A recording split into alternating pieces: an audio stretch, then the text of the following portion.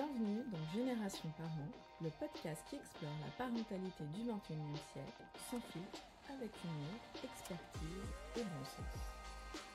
Chaque lundi, on soulève une question d'actualité éducative. Chaque mercredi, on ouvre le débat avec un invité spécial et 2 de nos 9 experts permanents pour enrichir la réflexion. Et chaque vendredi, place à l'épisode complet avec en plus la question d'un parent et notre incontournable quiz parents palargués. Une dose de réflexion, une pincée de fun et surtout beaucoup de bienveillance pour accompagner les parents dans leurs défis du quotidien.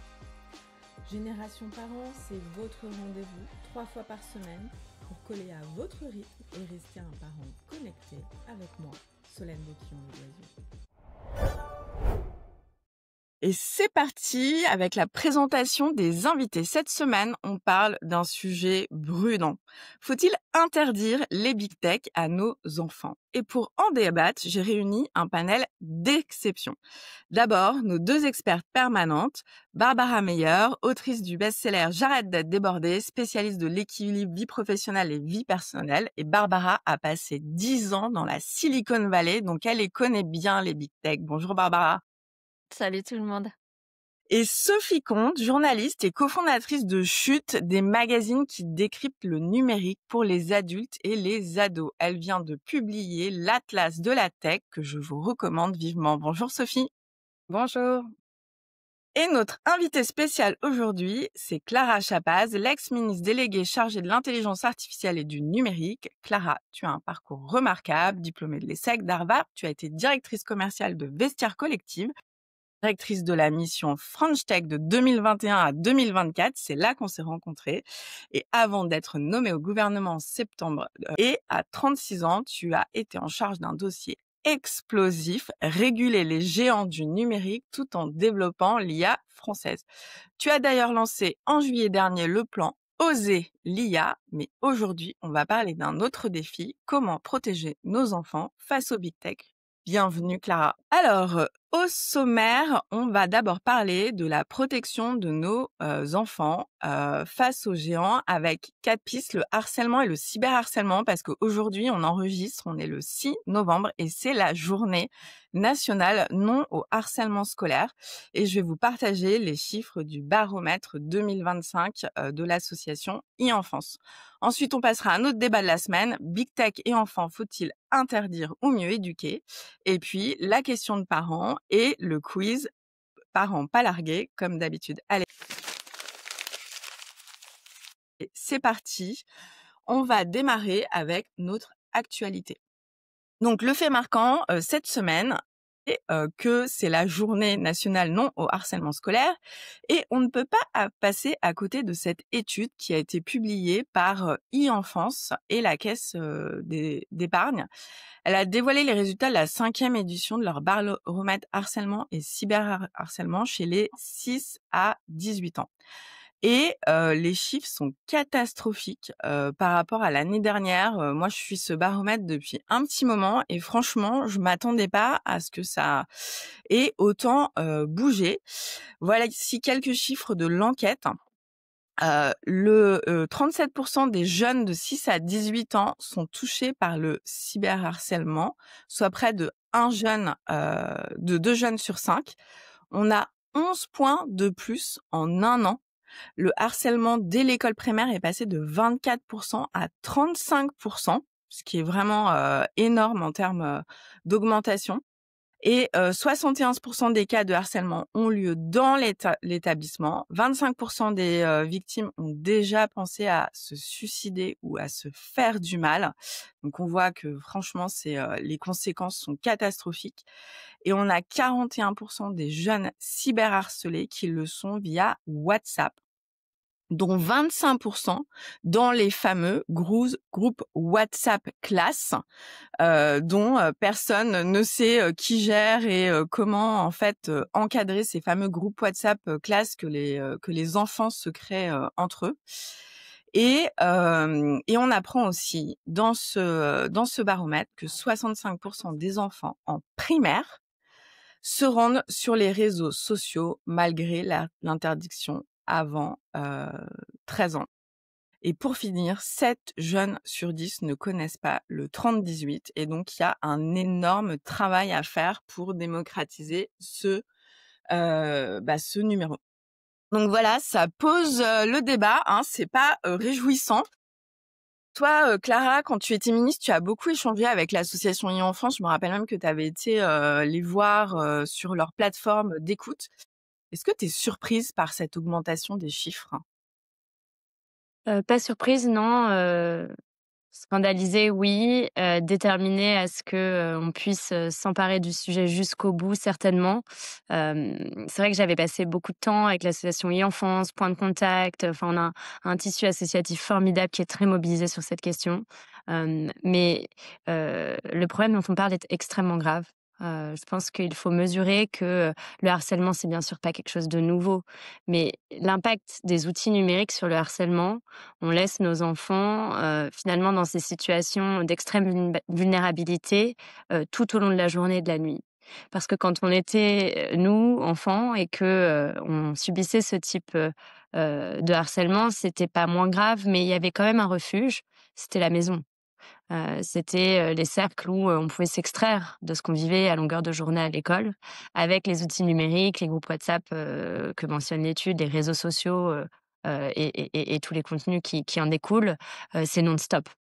Du jour au matin, la nuit, dans son téléphone, dans son plus grand moment d'intimité au réveil, en allant se coucher, les enfants sont, harcelés, de plus en plus nombreux, de plus en plus fréquemment, de plus en plus violents aussi, parce que la mise en scène de ce harcèlement est publique, avec le numérique et avec les conséquences dramatiques qui viennent d'être rappelées et donc déterminés à quoi? Déterminés à protéger les enfants parce que, l'espace numérique, les outils numériques, sont des outils formidables d'apprentissage, d'émancipation, de personnalisation, de communication. Mais dans les mains des plus jeunes, ils, donnent lieu à ces situations vulnérables et donc il faut pouvoir, protéger. Barbara, Sophie, vous voulez ajouter quelque chose? Nous, quand on est rentrés, le les jumelles étaient en 3e, donc on est rentrés il y a 1 an.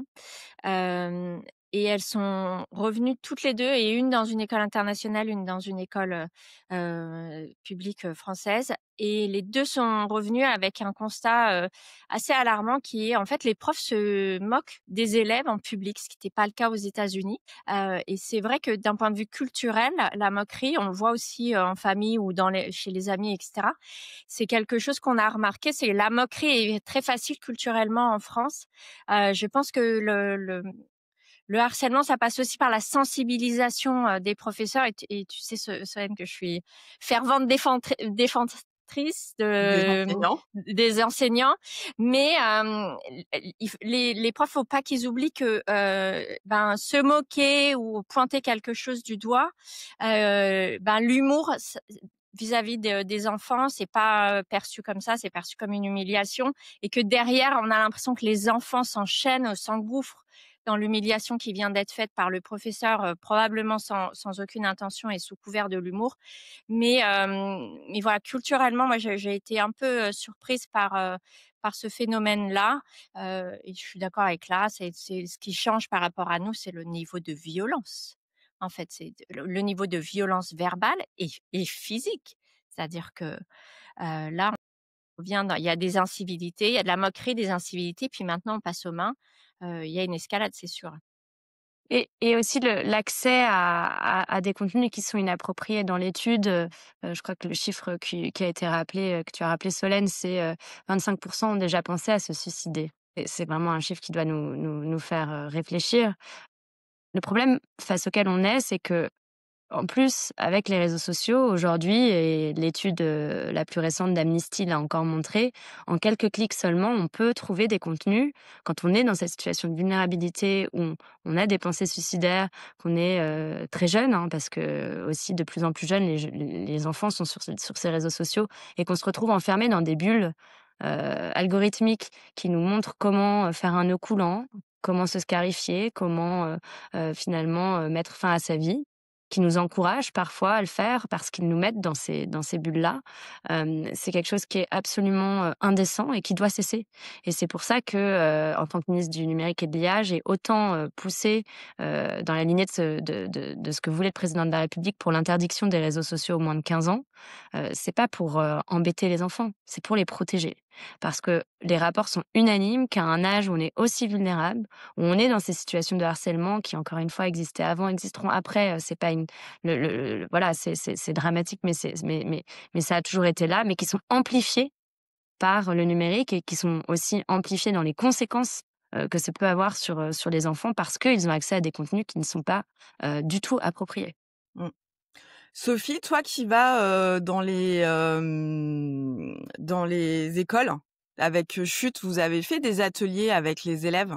Ils Mmh mh. vous en parlent du cyberharcèlement, du harcèlement, les élèves? Tout à fait, ouais, ouais.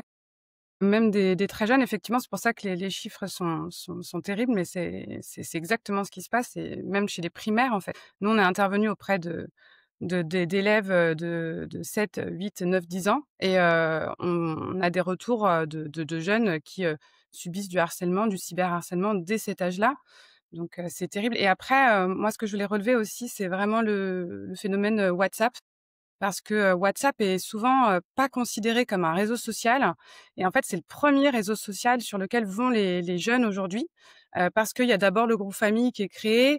Alors les parents sont super contents de pouvoir inclure leurs enfants dans les groupes famille et puis c'est bon, ils les mettent sur WhatsApp et c'est parti et après il y a le collège qui arrive là-dessus, et les groupes de classe. Mais les groupes de classe, je sais pas si vous avez déjà vu Alors moi, j'ai ce qui se regardé, passe Ouais, sur les groupes de classe, ils c'est ils d'une sont pas tendres. violence. Mais ouais, ils c'est sont même pas plus une tendres. cour de récré, c'est une arène, quoi, c'est terrible. Et c C'est une vraie, difficulté. C'est vrai que quand on a, étudié, j'ai passé beaucoup de temps dans des conseils municipaux de jeunes, qui partageaient leur expérience. Des moments assez terribles, hein, où les jeunes eux-mêmes parlent de ces phénomènes d'enfermement, d'avoir été dans des situations de grande vulnérabilité, de pas oser le dire à ses parents, de pas savoir vers qui se tourner quand on se met à avoir ces pensées très noires. Parfois des témoignages de jeunes qui, dans leur classe, ont eu des copains qui, se sont donné la mort suite à ce type, de situation. Donc, voilà, des situations très dramatiques et la question des groupes WhatsApp, revenait assez fréquemment. La raison pour laquelle on s'est concentré sur les réseaux sociaux, c'est, parce que les messageries instantanées aujourd'hui ne sont pas en effet considérées comme des réseaux sociaux, mais comme des canaux de communication privés et donc, la tension qui est toujours la même tension dans le numérique entre, d'un côté, la liberté de communiquer, de partager et la protection et les interdictions qu'on peut mettre, est d'un niveau encore plus complexe sur les messageries privées. Donc, pour pouvoir agir le plus vite possible, on s'est concentré sur les réseaux sociaux qui, eux, sont déjà encadrés dans le droit européen par le règlement sur les services numériques et on a identifié que, cette réglementation européenne demande aux réseaux sociaux de protéger les mineurs. Mais cette question de la protection des mineurs n'avait pas été définie dans le droit et donc tout le travail que j'ai mené pendant 1 an, ça a été d'embarquer une coalition de pays pour dire sur les réseaux sociaux, protéger les mineurs, c'est quoi? Et le faire marquer, dans un instrument technique, sans rentrer dans trop de technique, qui s'appelle les lignes directrices, c'est-à-dire un instrument qui permet de préciser ce qu'on attend du droit, que, protéger les mineurs, c'est déjà vérifier l'âge des utilisateurs. Parce qu'il Mmh. y a un truc intéressant aussi dans les chiffres qu'a rappelé Solène, c'est que, aujourd'hui, dans les conditions d'utilisation des plateformes, c'est 13 ans et pour autant, 7 enfants sur 10 qui n'a pas 13 ans, qui a moins de 13 ans, qui a 9 ans, 10 ans, bah, c'est primaire, sont déjà sur les réseaux sociaux. Et donc pouvoir vérifier l'âge des utilisateurs, ça nous semblait être, la toute première étape parce qu'on ne peut pas supporter que les plateformes qui savent tout de nous, elles savent, ce qu'on aime, où est-ce qu'on va en vacances, quelle couleur, d'habits on veut acheter. Elles nous ciblent avec des pubs de plus en plus personnalisées et elles ne sauraient pas l'âge qu'on a. C'est absolument inadmissible et donc c'est la toute première des étapes. Mais j'entends bien, le problème, s'étend largement et n'est pas seulement celui des réseaux mais politique du petit pas, allons déjà contraindre les réseaux, c'est pas une mince affaire, mais je pense que c'est Ouais, absolument après nécessaire. je pense qu'on pourrait, réfléchir à des choses, on m'a plusieurs fois interpellée là-dessus. Je me dis peut-être qu'on pourrait avoir une alternative en ayant les groupes classes intégrés à Pronote, au lieu que ce soit, sur WhatsApp. Comme ça, on a, une vision et après je me dis qu'en début d'année, il faudrait, vraiment au tout début, proposer à la classe de faire une charte du groupe Mmh. WhatsApp. Mmh. Je donnais l'exemple hier parce que j'ai été interpellée encore sur ce sujet, sur LinkedIn. Mon fils aîné, il est, dans des groupes, enfin 2 groupes Discord de joueurs de jeux vidéo qu'il a fait avec ses copains. Ils ont créé ensemble la charte Discord. Je peux vous dire que c'est blindé de chez blindé sur ce qu'on peut faire, ce qu'on peut pas faire, etc. J'ai rarement vu des termes d'utilisation d'un groupe aussi, voilà, aussi blindés sur les do's et les don'ts et le respect, etc. qu'on doit avoir au sein des groupes. Donc je pense qu'ils sont aussi capables bah, voilà, d'avoir ces discussions de se mettre ensemble et peut-être qu'on devrait les inciter à se dire: «Voilà, OK, vous allez avoir, des groupes parce que vous faites tous des groupes, classe maintenant pour s'échanger les devoirs, les machins et cetera. Mais comment est-ce qu'on interagit dans ces groupes pour faire un petit peu de prévention?»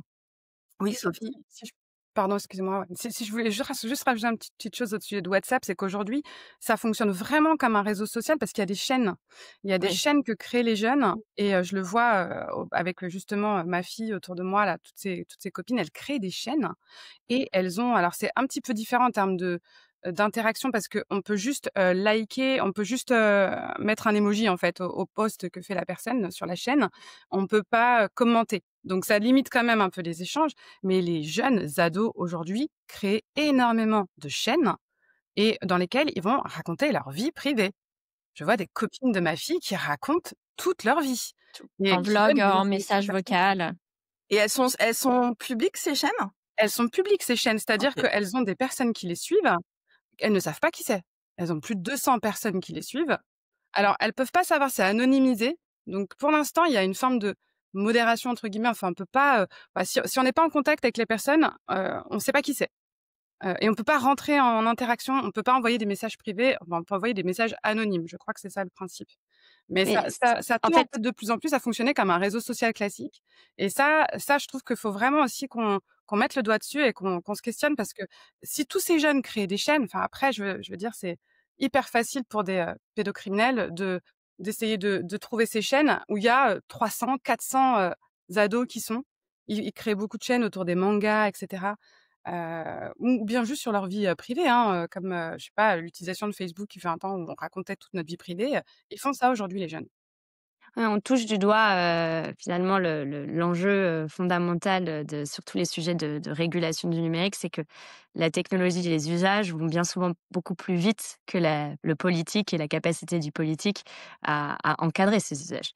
Pourtant, il ne faut pas être défaitiste. Je pense qu'il faut, déjà utiliser tous les outils qui sont là, c'est-à-dire, encore une fois, hein, je reviens aux réseaux sociaux, mais ça peut paraître évident, pourtant ça a été un énorme combat de mobiliser, au plus haut niveau, les pays, comme la Grèce, l'Espagne, le Danemark très engagé sur cette question, pour dire: «En fait, on veut aller plus loin. Il y a des outils, qui ne peuvent pas être, mis à disposition des plus jeunes parce qu'ils ne sont pas faits pour eux et parce que les scientifiques, sont, unanimes sur cette question».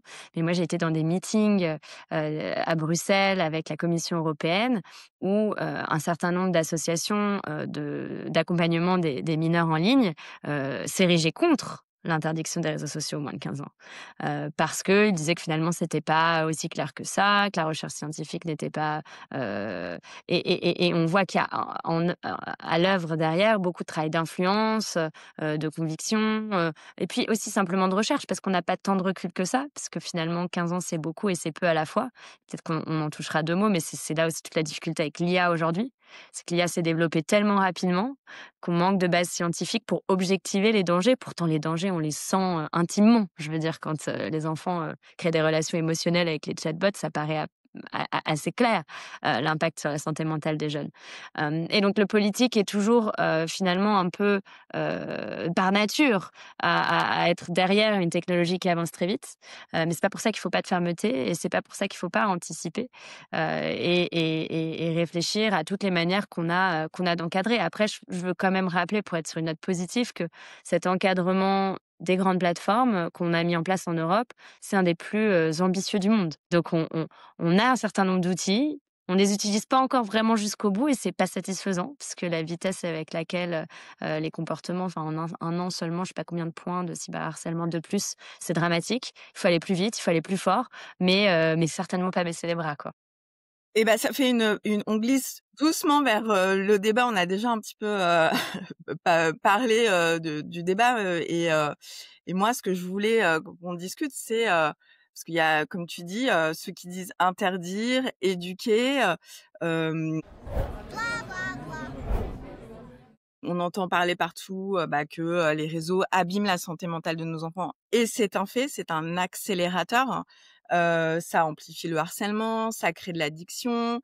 Là, on voit arriver les IA génératives. Moi, j'avoue que je suis, assez perplexe, sur le fait que, nos enfants, discutent toute la journée avec des amis virtuels, des psys virtuels, voilà, et je me pose aussi énormément de questions là-dessus, et donc comment est-ce qu'on arrive à trouver, cet équilibre, par rapport au fait que, l'IA, les réseaux sociaux, les big tech sont là et utilisent nos enfants parce qu'en fait, c'est des consommateurs comme les autres, pour eux. Et le fait qu'aujourd'hui, on voit, hein, l'interdiction, par exemple, des réseaux sociaux est plébiscitée, à 90 par, les parents.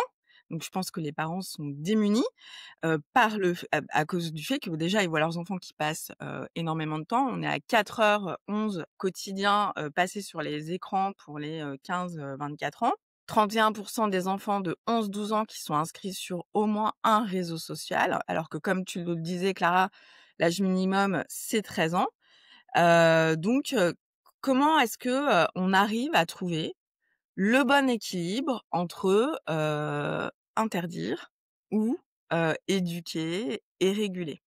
Et moi, j'aimerais bien, Clara, que tu expliques aussi, parce que j'ai pas mal de gens qui me posent la question: «Mais pourquoi est-ce qu'on n'interdit pas tout de suite? Pourquoi est-ce qu'il faut passer par l'Union européenne?» et cetera.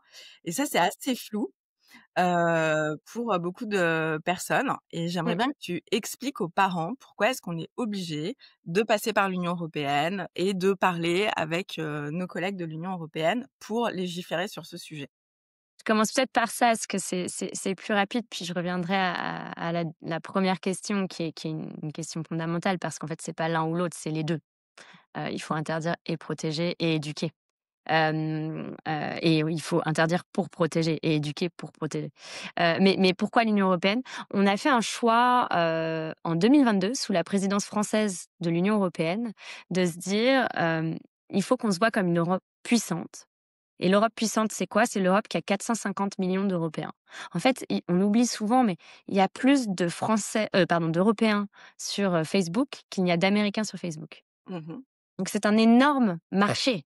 Nous sommes face à des entreprises commerciales. Ça a été très justement dit, Solène, à l'instant. Tu disais: «Pourquoi est-ce que, ces entreprises, elles ne se prennent pas en main, toutes seules et elles se disent: "On va tout faire, en sorte pour qu'il y ait pas d'enfants sur notre plateforme"?» Parce que si je suis une de ces entreprises et que je le fais sur ma plateforme, ma plus grande peur et c'est c'est leur modèle d'affaires. C'est que du coup, les jeunes se déportent sur une autre plateforme. Par exemple, si on dit, je sais pas, Instagram va complètement interdire, aux moins de 15 ans, mais TikTok ne le fait pas. Bah, les jeunes vont aller sur TikTok et moi, Instagram, en tant qu'entreprise, je me dis: «Bah, ils vont créer une addiction sur TikTok qu'ils ne créent pas chez moi et donc je n'aurai pas les clients potentiels que TikTok va capter». Puisqu'il n'y a rien de gratuit. Quand on télécharge ces applications en se disant qu'elles sont gratuites, elles ne sont pas gratuites. Nous sommes le produit. Parce que le temps qu'on y passe, c'est un temps qui est monétisé pour nous vendre des choses.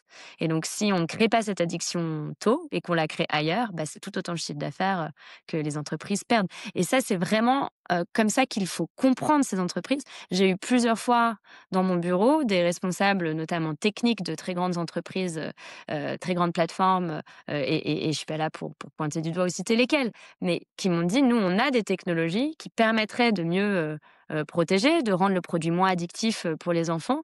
Mais si, vous ne nous régulez pas, nous ne voulons pas perdre de clients, nous ne voulons pas être les seuls à faire. Et ils peuvent aller au-delà de Régulez-nous. la protection, hein. Je fais une parenthèse, mais on sait que, par exemple, que Meta est capable d'identifier au moins 3 mois à l'avance si quelqu'un va avoir des pensées, suicidaires et va être en déprime. Juste avec, le scrolling et le type de contenu qu'on est en train de regarder, quoi. Donc Voilà. ils pourraient faire Donc des donc warnings. Donc pour réguler, notre force, c'est de dire, bah, en fait, on est très, très nombreux. Et donc si vous voulez venir sur notre marché, c'est l'Europe et donc il y aura nos règles européennes. Donc on a fait cette bascule-là en 2022 en disant tout ce qu'on appelle les très grandes plateformes, ont des obligations très fermes, notamment sur la protection des mineurs, d'où ensuite l'obligation de vérifier l'âge. Mais pour avoir du poids, pour peser, pour être fort avec les forts, bah, il faut être puissant. Et pour être puissant, on a dit on met en commun finalement nos 450 millions d'Européens pour pouvoir travailler, faire du commerce, puisque c'est de ça ce dont il s'agit, ce sont des entreprises commerciales. Avec les 450 millions d'Européens, et ben, il faut les règles européennes. Et c'est pour ça que ça peut paraître un peu plus long. Je l'ai vécu moi-même, hein. Il faut aller convaincre pays après pays. Je disais tout à l'heure, le Danemark, très engagé, l'Espagne, on a créé toute une coalition, la Slovénie, et cetera, pour pouvoir ensuite aller peser dans les négociations européennes et dire: «Bah, on est tellement nombreux». On avait rassemblé une vingtaine de ministres du numérique, de l'éducation, de la santé avec, l'aide de Catherine Vautrin et d'Elisabeth Borne. Le président de la République s'est engagé lui-même, à convaincre les présidents de tous les pays que j'ai mentionnés, à convaincre Ursula von der Leyen. On est tellement nombreux qu'on veut que la régulation européenne aille dans ce sens-là. Et c'est pour ça que ça a pris un peu plus de temps, parce qu'il y avait une loi qui avait été votée par le Parlement de façon transpartisane. Tous les groupes étaient d'accord sur cette question de la majorité numérique, mais comme elle n'avait pas été faite dans le cadre du droit européen, elle n'avait pas pu être mise en place. Et quand j'ai pris ce dossier, la première chose que j'ai voulu faire, la première chose que j'ai dite quand on a échangé sur ces priorités-là avec le président de la République dans le cadre de ce qu'il avait appelé le rapport de la commission Écran, qui donnait un certain nombre de recommandations, dont celle-ci, c'est que je voulais qu'on puisse être sûr que la voie dans laquelle on allait, on pouvait faire en sorte que ça marche. Parce que je voulais pas d'une autre loi où on dit on va faire, mais en fait derrière on ne sait pas faire. Donc il y avait cette question de l'Europe pour que ça fonctionne avec le droit européen, qui nous protège, qui nous donne ce pouvoir. Et puis il y avait la question technique des solutions de vérification d'âge. Et là encore, ne nous enfermons pas dans des choses absolument factices qui seraient de dire qu'on ne sait pas faire la vérification d'âge quand on sait faire exactement ce que Solène, tu viens de rappeler, l'identification de comportements en avance, la perversion de ces algorithmes de publicité extra ciblée qui nous rendent addicts. Donc la vérification d'âge, c'est pas un enjeu technologique, c'est un enjeu de volonté et donc c'est un enjeu de politique. Et alors aujourd'hui, on en est où? Est-ce que Alors depuis le 14 juillet, dans le droit européen, on a la possibilité de le faire en droit national, donc la voie est libre. C'est un des dossiers que j'ai mis tout en haut de la pile, d'Anne Le Henanff, la ministre du numérique, qui est arrivée il y a quelques semaines et j'espère bien qu'on ira au bout. Le président de la République a réuni des scientifiques, des experts, du monde associatif, des élus, il y a une semaine à peine, pour voilà relancer la mobilisation collective sur ce dossier-là. Parce que ça me permet de refaire le lien avec la première question, interdiction ou protection. Bien sûr que ou éducation, pardon. Bien sûr que c'est les 2. L'interdiction, elle est nécessaire parce que sans interdiction, sans réglementation, les entreprises ne ne bouge pas? continueront que d'optimiser pour leur propre objectif, c'est-à-dire l'objectif commercial. C'est pas des entreprises qui veulent protéger les enfants, c'est des entreprises qui font du commerce. Et 2, ça ne suffit bien sûr pas. J'aime bien l'idée de la charte, j'aime bien, toutes ces choses-là que j'ai vues aussi dans beaucoup de conseils municipaux des jeunes, qui se mobilisent eux-mêmes parce que, interdiction ou pas, il y a quand même une question d'éducation, de rappeler aux enfants, mais aux adultes aussi d'ailleurs, que ce qui se passe en ligne, c'est la vraie vie et Oui. donc ça doit venir avec de l'éducation. Et de toute façon, les enfants le plébiscitent aussi, hein, parce que, j'ai reçu aussi, la directrice communication, d'Academia qui a fait une enquête sur ce sujet-là au mois de septembre et en fait, c'est, 75 des enfants préféreraient aussi une interdiction, de TikTok, Bien sûr. Non, bien sûr. parce qu'en fait, ils voient qu'ils n'arrivent pas, en fait, à arrêter. Et donc les enfants le plébiscitent autant, enfin presque autant que les parents, puisque les parents c'est 90. Donc j'ai envie de dire tout Oui, le mais monde est un peu d'accord sur le sujet. les enfants, ils disent, «Si j'avais la garantie que mes copains sont pas dessus, bien sûr que je préférerais pas y aller». Mmh mh. Et les parents, ils disent, que c'est devenu le sujet numéro 1 de conflit dans les familles et je pense qu'on le vit tous chez nous. Et si on renverse un peu la table et qu'on dit: «Il y a une règle qui est la même pour tout le monde». comme les cigarettes, comme l'alcool, comme la conduite. Et que du coup, le parent est plus dans le rôle de l'éducateur de pourquoi cette règle, j'explique, j'accompagne, je montre, peut-être je montre mes propres réseaux sociaux. Mais en fait, on recrée du lien dans la famille, du lien positif autour de cette technologie, là où aujourd'hui, le parent n'est que dans le rôle de l'interdiction, du conflit, et est complètement démuni. Ouais. Ouais, Ouais, et c'est c'est sûr. possible, hein. Moi, je donne souvent enfin, l'exemple. Moi, par exemple, je fais avec mon aîné. Enfin, il y a que mon aîné qui a droit. Enfin, il a que YouTube. Il veut pas aller sur TikTok. Il ne veut pas aller sur Instagram, mais je pense que c'est parce qu'il y a beaucoup de discussions d'éducation, etc. Et on fait notre temps d'écran le dimanche soir pour qu'il voit que c'est aussi bien difficile pour moi que pour lui. Et régulièrement aussi, on se partage nos fils d'actualité parce que moi, j'ai envie de voir un petit peu dans quel univers il est, qu'est-ce qu'il regarde, etc. Et je pense qu'il y a un énorme enjeu de lien et de discussion.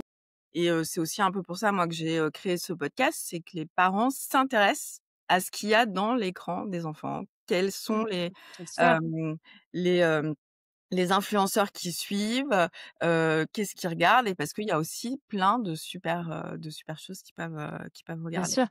Et là-dessus, je trouve qu'on marche aussi complètement sur la tête parce il y a un enfant sur 5 qui se réveille la nuit pour vérifier ses notifications sur son téléphone. C'est fou, qui se réveille la nuit. Alors, en tant qu'adulte, je suis sûre qu'on est aussi très nombreux. Mais ça veut dire quoi? Ça veut dire qu'ils dorment avec leur portable. Donc, on les laisse dans leur chambre avec leur portable. Et l'analogie que je fais souvent, c'est de dire, c'est un peu comme si ce soir, quand vous allez rentrer chez vous, vous laissiez votre ado aller se balader dans la rue en bas de chez vous, tout seul.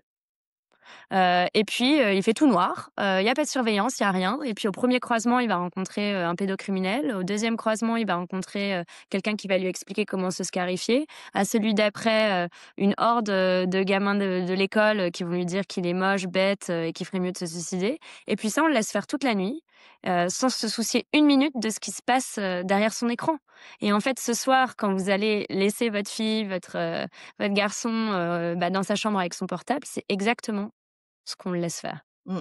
Mais la règle numéro un en ce moment, qui est beaucoup martelée par l'association internationale des pédiatres, neuropsy, etc., c'est règle numéro un: pas d'écran dans la chambre le soir. Donc ça, enfin, c'est les parents qui nous écoutent, si vous avez une seule chose à mettre en place, c'est tout le monde laisse son écran dans l'entrée, les parents comme les enfants, le soir. Moi, il y a un autre sujet dont j'aimerais qu'on parle un petit peu, c'est les IA génératives, parce qu'on voit une explosion de l'usage des IA génératives, et pas juste ChatGPT pour m'aider à faire mes devoirs, hein, mais vraiment d'agents conversationnels. Avec mon meilleur ami, ça va devenir une IA. Je me sens pas bien, je parle avec une IA, et j'ai l'impression que sur ce sujet, pour l'instant, il y a pas trop de législation. Et donc moi, déjà, Clara, j'aimerais avoir ton avis sur l'usage des agents conversationnels par les moins de 18 ans. Et puis après, on laissera Sophie et Barbara ajouter des choses si elles ont des choses à dire sur ce sujet. Ouais, c'est ce que je disais tout à l'heure sur, la technologie avance tellement vite et puis le politique essaye ensuite d'encadrer et là, je trouve qu'on a une opportunité, de pas faire les choses à l'envers. Moi, mon engagement en tant que responsable politique, c'est de dire: «En fait, le film, on l'a déjà vu avec les réseaux sociaux. On a attendu tellement longtemps pour se soucier du problème et l'explosion, des troubles de santé mentale, déficit d'attention, les impacts même, je veux dire, sur l'apprentissage». J'avais fait faire une étude, sur l'impact des réseaux sociaux sur, le PIB de la France pour convaincre, les personnes qui peut-être regardaient ça d'un point de vue plus économique. C'est 3 points de PIB d'ici 2030, dont les 2/3 c'est le fait qu'on nourrit des générations d'enfants, qui, ont beaucoup plus de difficultés à apprendre des compétences les plus basiques parce qu'ils ne savent plus se concentrer, parce que, l'impact des réseaux sociaux sur leur vie, diminue leur capacité cognitive. Enfin, c'est quand même dramatique. C'est non seulement une question de santé mentale, mais une question de développement tout court et donc ne refaisons pas le match sur l'IA générative. N'attendons pas 15 ans pour se soucier de ce problème. Alors oui, c'est difficile parce qu'il y a pas vraiment de recherche. J'avais réuni beaucoup de scientifiques, ceux du rapport, du fameux, rapport écran, Mmh. Servan-Mouton, Amine Benhamina. À la recherche Hem perdue. Exactement. Mais aujourd'hui, il y a moins de recul, vu que la technologie c'est déversé, a été adoptée si vite. Il a fallu 20 ans pour qu'un Français sur 2 ait un ordinateur portable. Il a fallu 2 ans pour qu'un Français sur 2 utilise l'IA générative, les chatbots au quotidien. Donc la vitesse est telle qu'on est forcément un peu en train de courir derrière. Après, ça ne veut pas dire qu'il ne faut pas prendre de mesures préventives. Dans le cadre du règlement sur l'intelligence artificielle, il y a quand même des obligations, des modèles, mais est-ce que ça va assez loin? Est-ce qu'on est assez clair sur ce qu'on attend des entreprises? Je ne crois pas.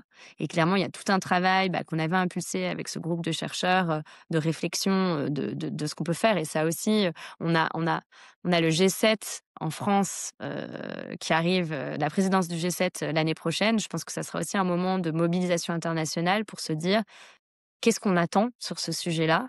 Qu'est-ce qu'on veut que les entreprises puissent mettre en place pour enclencher, ces discussions et cette régulation?» Ouais. Ouais, moi, je suis extrêmement mitigée sur le sujet. Je suis encore en train de lire et parce que moi, mon premier avis, ce serait de dire, on ne peut pas, laisser, une IA générative qui est là juste pour décrypter des mots et qui est un outil, parler d'émotions et de sentiments qui, pour moi, doivent vraiment être relégués à l'humain.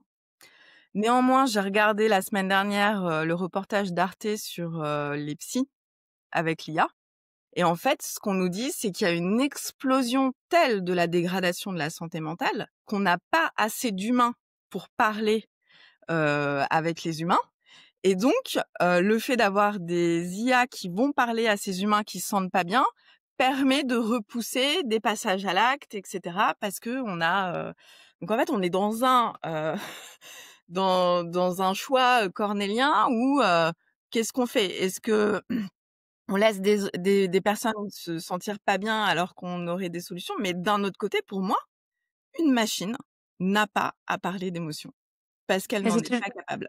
c'est toujours la question de l'outil et de comment on utilise l'outil. L'outil est formidable, je veux dire, l'outil peut permettre en effet d'avoir, des premières réponses aux questions qu'on se pose, y compris les plus intimes, d'avoir de la personnalisation de l'apprentissage. Je parlais de l'impact des réseaux sociaux sur la capacité d'apprentissage. L'IA, c'est aussi pouvoir apprendre pour une personne, un enfant, les maths à sa manière, à son rythme, avec un professeur personnalisé qui coûte bien moins cher que d'avoir un professeur personnalisé dans toutes les familles.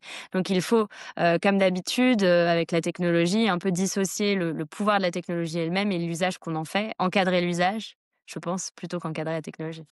Mmh.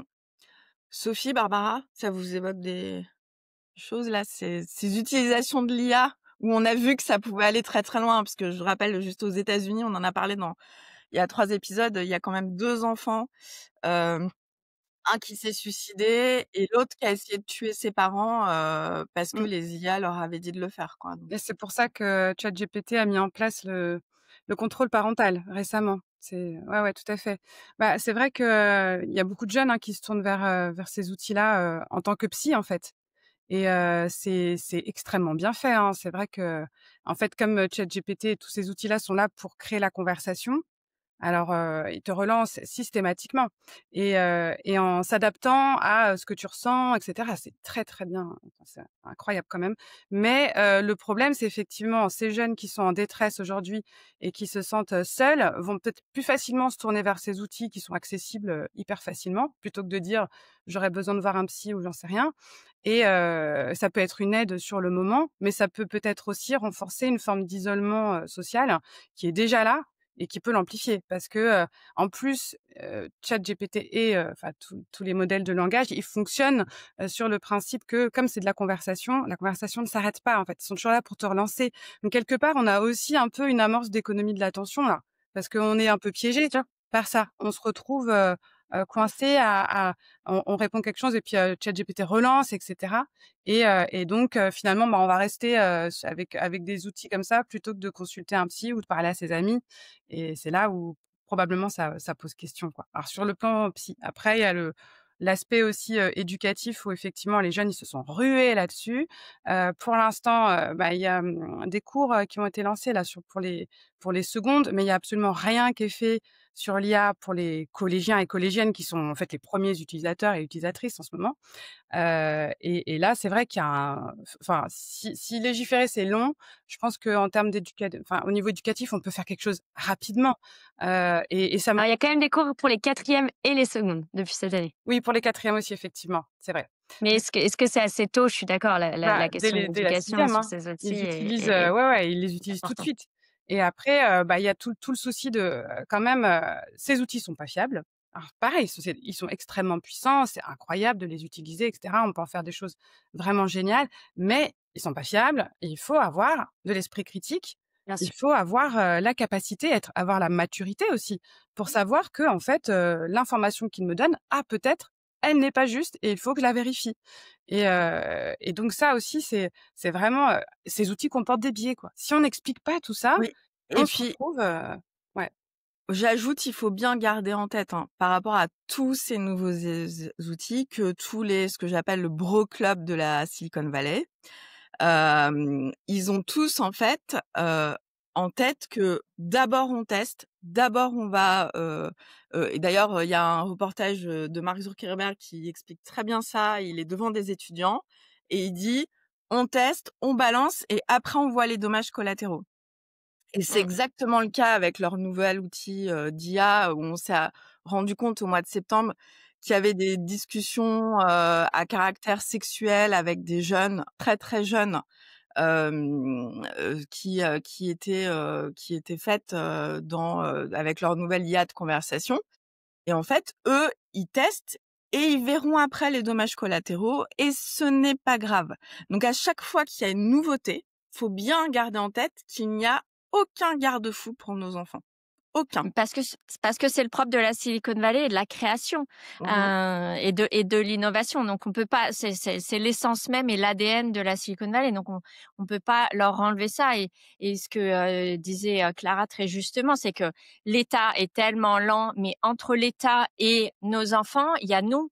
Et je pense que nous, on est le premier garde-fou actionnable parce que nous, on suit. Donc il y a un peu d'éducation des parents. Je veux dire, là, on parle d'Instagram et de WhatsApp, mais à Noël, vous allez voir, vos enfants, ils sont plus sur Instagram, ils sont sur Vibes ou ils sont sur Sora. Ça va tellement vite que en fait, on ne maîtrise pas. Comment l'État peut maîtriser un truc que nous-mêmes parents, qui sommes au quotidien avec eux, avons du mal à suivre. Tu vois, Sophie, elle parlait des groupes WhatsApp et des comportements et de l'adaptabilité à laquelle ils ont pris WhatsApp, qui est notamment un réseau, enfin pas un réseau social, mais un média de communication confidentiel normalement, tu vois, où les messages sont cryptés, etc. Là, aujourd'hui, ils en font eux-mêmes l'usage qu'ils en font, ils l'ont adapté à leur mode de vie. Donc, leur mode de vie s'adapte à, à leur façon de faire, d'apprendre, etc. Plus on rajoute de la technologie qui va tellement vite et qui change tous les 3 mois. Encore une fois, moi, je pense que Instagram enfin, c'est plus enfin, ça sera même plus un problème dans peu de temps parce que le problème qui arrive, c'est que là, il faut aujourd'hui, on avait du contenu que l'on voyait. Aujourd'hui, il va falloir qu'on les aide à comprendre, à contrôler, et à digérer les contenus qu'ils peuvent créer, qu'on leur propose de créer, et qui peuvent corriger à l'infini. Donc le scroll dont on parle, d'Instagram jusqu'à maintenant, on n'a pas fini de le voir sur nos enfants avec, encore une fois, Vibes sera les shorts. YouTube vient de sortir sa version de shorts, média où tu peux créer du contenu en shorts. Et effectivement, les créateurs de contenu vont être multipliés par autant de personnes qui utilisent l'IA et qui ont un téléphone dans les mains. Bon, un bon Peut-être pour pas finir sur une note trop défaitiste du rôle de l'État, je pense que l'État doit absolument rester mobilisé, comprendre ces technologies, comprendre l'impact sur nos enfants, mais pas que d'ailleurs, l'IA sur l'emploi, sur l'éducation, sur la société, la diffusion de l'information, et mettre le cadre et mettre des règles très fermes pour faire société dans un monde avec nos valeurs. Voilà ce qu'on attend de ces entreprises technologiques et de l'usage de ces technologies. Mais bien sûr, ça ne suffit pas. C'est pas parce qu'on a le cadre que le problème est réglé. Et donc, la question de l'éducation est aussi d'ailleurs une grande partie le rôle de l'État, mais pas que, et d'embarquer les scientifiques. Ça, je pense, qui est intéressant dans la démarche qui a été entreprise avec le rapport de la commission écran, c'est finalement chacun a un rôle à jouer. Le président de la République parlait la semaine dernière d'un mouvement de résistance. Le mouvement de résistance, il s'organise à la fois avec les pouvoirs publics, à la fois avec la société civile, à la fois avec les scientifiques, à la fois avec les parents, à la fois avec les enfants eux-mêmes. Je pense que chacun a un rôle à jouer. Mais il ne faut pas donner le sentiment que face à des entreprises trop grosses, trop rapides, l'État ne peut rien faire. Ça, je pense que c'est vraiment pas juste, pas juste au sens pas correct. Les entreprises aimeraient laisser penser ça, parce que ça les arrange, parce qu'elles n'ont pas envie de régulation, elles n'ont pas envie de payer des amendes, elles n'ont pas envie. Mais justement, n'oublions pas qu'on est très nombreux en Europe et on a notre vision du monde et que c'est le rôle de l'État d'imposer cette vision du monde et de la faire respecter. Eh ben, merci Clara. Ça va nous permettre de conclure le débat. Et donc, qu'est-ce que j'en retiens? C'est les réseaux sociaux amplifient le harcèlement de manière dramatique et que il va falloir quand même essayer de légiférer pour que les plateformes fassent le job face aux mineurs. Que les IA génératives, c'est un nouveau défi. Elles nous ouvrent la possibilité incroyable, mais aussi des dangers inédits pour nos enfants. Il faudra certainement réguler avant qu'il soit très tard. Et que la solution à tout ça, c'est ni l'interdiction totale, ni le laisser-faire. C'est un mix de régulation, d'éducation précoce au numérique, de formation des enseignants et d'accompagnement des parents. Et on va passer à nos 2 dernières rubriques rapidement. Barbara, tu as parlé de Noël. Là, il y a une maman qui nous parle de Roblox. Ça me fait penser parce qu'en fait, les enfants demandent de plus en plus des cartes Roblox et compagnie pour Noël. Et donc, il y a une maman qui nous dit « Bonjour Solène, je vous écris car je suis dans une situation qui me dépasse. Mon fils Théo, 13 ans, joue à Roblox depuis 2 ans. Je trouvais ça plutôt bien. Il joue avec ses copains, crée des choses. Sauf que le mois dernier, j'ai découvert qu'il avait dépensé 300 € sur le jeu. 300 € en achetant des Robux, la monnaie virtuelle. Il a utilisé ma carte bancaire enregistrée sur mon téléphone. Je suis furieuse. Le jeu est gratuit et je pensais qu'il n'y avait pas de risque. Qu'est-ce que je fais? Je lui interdis, je lui fais rembourser les 3 €. Et comment j'aurais pu éviter ça? Vous avez des pistes, Barbara? T'aurais fait quoi, toi? Moi, j'aurais fait rembourser parce que il faut que les enfants own leurs responsabilités. Ils ont fait une erreur, une bêtise, enfin, on appelle ça comme on veut. Je pense que c'est un mauvais jugement de leur part, un mauvais calcul de leur part. Donc, apprendre à owner, enfin, à être, je sais pas comment on dit, à owner ses responsabilités et à les réparer. Je pense que c'est la meilleure solution. On sait que de toute façon, la punition, ça marche pas en éducation. Donc, Et toi, Sophie, ça t'est déjà arrivé? Ta fille, elle a fait des Non, dépenses ça va. Après, c'est malheureusement un peu genré, mais elle est pas trop sur Roblox, donc j'ai pas eu ces. Et je pense que j'aurais pas forcément agi de la bonne façon. Faut que je réfléchisse un peu parce que je pense que j'aurais interdit le téléphone, l'utilisation du téléphone. J'aurais été dans une réaction un peu punitive parce que ça aurait été compliqué. Je trouve qu'en même temps, oui, il faut marquer le coup et c'est grave quand même. 300 €, c'est Mais pas moi, je pense que ça peut vite arriver parce que on te fait 5 € plus 5 € et en fait, tu ouais. te rends pas compte de tout l'argent que tu as dépensé, en fait. Ouais, Non, Et puis la valeur de l'argent, on a eu un épisode avec Money Kids super intéressant. C'est la valeur de l'argent, ça s'apprend. Donc, en même temps, quand elle lui ferait prendre conscience de la valeur de ces 300 € et qu'elle lui fait rembourser en travaillant, en allant voir la valeur des choses, etc., elle l'éduque aussi, elle le sensibilise, on va dire, tout à fait. à la valeur de l'argent. Ouais. D'une pierre deux coups. ouais, mais enfin, faut faire quand même très, très attention. Moi, je sais que il est arrivé, là, cet été, je suis un peu plus cool sur les écrans pendant les grandes vacances et j'ai un de mes fils qui avait testé un nouveau jeu Et tout de suite, on commence à demander de l'argent, etc. Et je lui ai dit, dès l'instant qu'on commence à te demander de payer 50 centimes, 1 euro, machin, etc., c'est non. Ça veut dire que c'est un jeu avec des algorithmes très addictifs et qui va te faire dépenser de l'argent. Donc, moi, je préfère un bon vieux jeu qu'on a payé, qui va être, je sais pas, sur la Switch, etc., plutôt que d'aller dans ces jeux d'addiction mobile. Bon, bon courage à Stéphanie pour régler cette solution, ce problème, pour régler ce problème avec son fils. Allez, on termine par le quiz parents pas largués, un quiz spécial plateforme. On va tester votre connaissance sur les big tech. Question 1. À partir de quel âge un enfant peut-il légalement s'inscrire sur TikTok, Instagram ou Snapchat? C'est vrai qu'on n'a pas parlé de Snapchat, mais c'est aussi un sujet. Ouais. En France, réponse A, 13 ans. Réponse B, 15 ans. Réponse C, 16 ans. 13 ans. Toujours 13 ans, ouais. 13 ans. Et puis, si la loi dont Clara nous a parlé passe, ce sera plutôt... Question 2. Combien de temps, en moyenne, un ado de 15 ans passe-t-il sur les écrans chaque jour? A, 2h30, B, 4h11, C, 6h20. C'est 4 B. heures.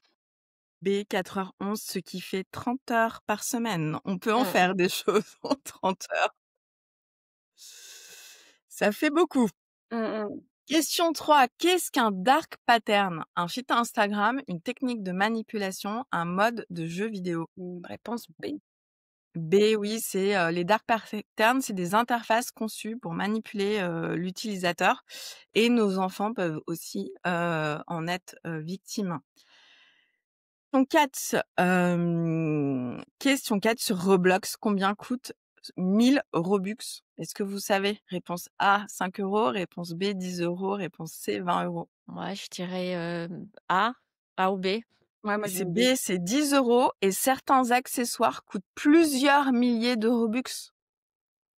Donc, nous, les copines s'achetaient ça à Noël aux US. Elles s'achetaient des Robux, enfin, s'offraient des Robux pour leur anniversaire. Parce que du coup, tu disais, Sophie, que c'est genré, Roblox. Justement, non. C'est un des premiers jeux non genrés et du coup, le moins genré, on va dire. Moi, j'ai un de mes neveux, ça fait mes 3 ans qu'il demande ça à Noël. Ouais. Ah oui? Il demande des cartes de Ouais. Robux. Ouais. Question 5. Quel pourcentage de jeunes de 6 à 18 ans sont touchés par le harcèlement ou le cyberharcèlement en 2025? A, 15%, B, 25%, C, 37%. On a dit quoi déjà? T'as dit 37, je crois. Hein, c'était chaud. C'est 37%, soit près de 2 jeunes sur 5. 41% des cas passent sur WhatsApp. Question 6. Quel est le numéro national gratuit et confidentiel pour signaler le harcèlement? Je le remets parce que il faut le dire et le redire. 30-18. Donc, réponse A, le 119. Réponse B, le 30-18. Réponse C, le 30-20. Réponse B. Le 30-18, toujours disponible 7 jours sur 7. Et je rappelle que le numéro est à destination et des enfants et des parents. Les parents peuvent se poser aussi des questions. Et alors, dernière question, quel pourcentage de parents ne sait pas comment fonctionne le contrôle parental? Réponse A, 30%, réponse B, 50%, réponse C, 70%. J'aurais aimé A, mais je pense que c'est B, ouais. C'est C. 70% des parents ne savent pas comment fonctionne le contrôle parental. Je pense qu'on va peut-être un contrôle parental à faire. Mais c'est tout mon point. Mais c'est les parents au milieu, on n'arrête pas de parler et de l'État et de l'école mais nous, je veux dire, on est en première ligne et on n'est pas informés. Non. Du coup, on doit être informé, éduqué. C'est ça. Ça va beaucoup plus vite que. Non, mais déjà en musique, on est dépassé. Je vais faire une émission où je vais demander à Axel Dessin d'Internet sans crainte de faire un tuto en ligne. C'est bien ça, c'est une très bonne idée. Le contrôle parental. Ouais. Voilà, on en a fini avec le quiz. Si vous avez coché beaucoup de mauvaises réponses, rassurez-vous, vous n'êtes pas seul. Ce quiz n'est pas là pour vous culpabiliser, mais pour montrer à quel point le monde numérique est complexe. Les plateformes changent sans cesse, les parents sont souvent les derniers informés. Et la bonne nouvelle, c'est que maintenant, vous savez et vous êtes au courant. En tout cas, cette émission était très cohérente entre le début et la fin, entre le harcèlement. Voilà qui conclut cet épisode de Génération Parents. Merci à nos invités, merci Clara, Barbara, Sophie pour cette discussion riche et nécessaire. J'espère que vous repartez avec des idées concrètes pour mieux protéger vos enfants face au Big Tech. Rappelez-vous, vous n'êtes pas seuls et non, vous n'êtes pas des mauvais parents parce que vos ados passent trop de temps sur TikTok ou parce que vous avez dépensé de l'argent sur Roblox. Ces plateformes sont conçues par les meilleurs ingénieurs du monde pour être addictives. Le combat est inégal, mais ensemble, en s'informant, en éduquant nos enfants et en exigeant une vraie régulation, on peut rééquilibrer la balance. Merci beaucoup, Clara, Sophie et Barbara. Merci. Si vous avez aimé cet épisode de Génération Parents, n'oubliez pas de vous abonner sur les plateformes de podcast ou sur YouTube et de nous laisser un commentaire. Ça nous aide beaucoup pour le référencement. Merci.